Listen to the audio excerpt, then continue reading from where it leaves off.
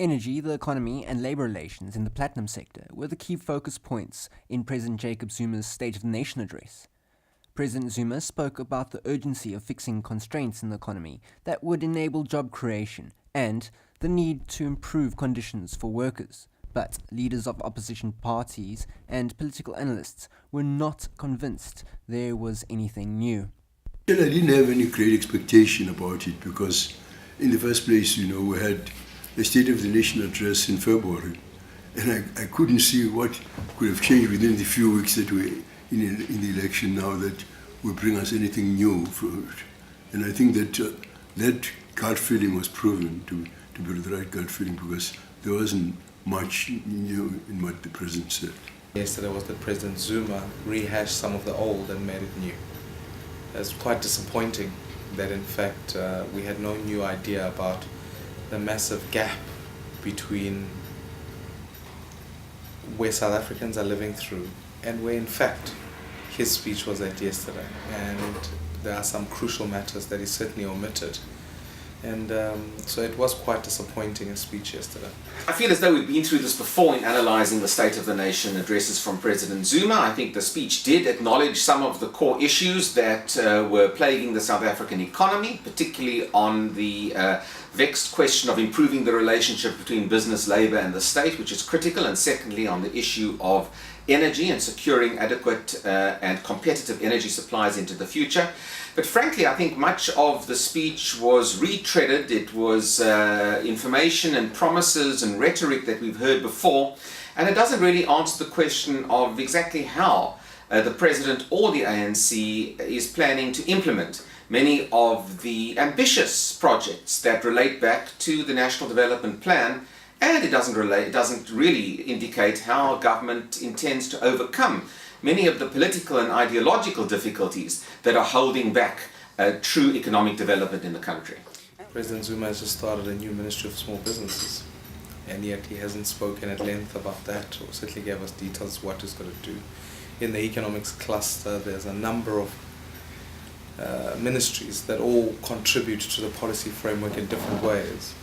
And I think those can sometimes be a bit confusing if you're running a business and trying to find a way through regulation.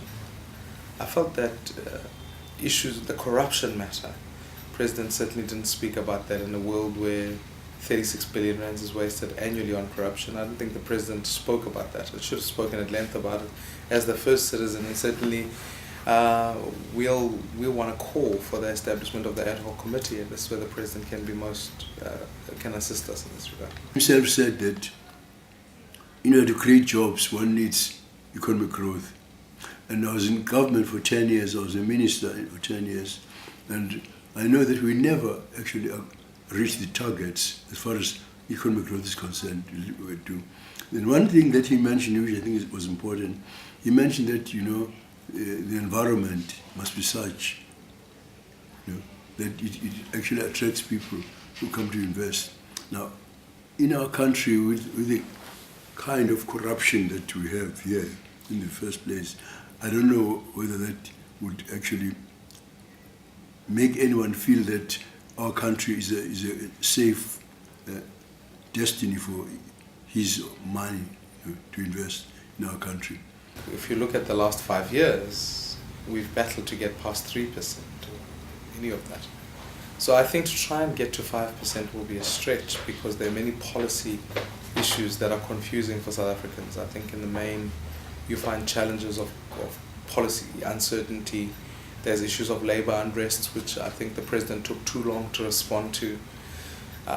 There's questions about infrastructure. So when you look at even issues of education, when you want to grow at 5%, you want to be investing heavily on your even energy sector to make sure that you can meet your energy demands. And I think we've seen a project like Medupi and what it's delivered.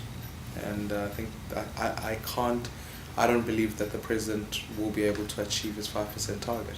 But what it didn't do was it didn't sufficiently acknowledge the serious structural flaws in the South African economy, and to a degree, the president didn't really talk directly to South Africans in a language that they would understand. Again, he was somewhat distanced in his delivery.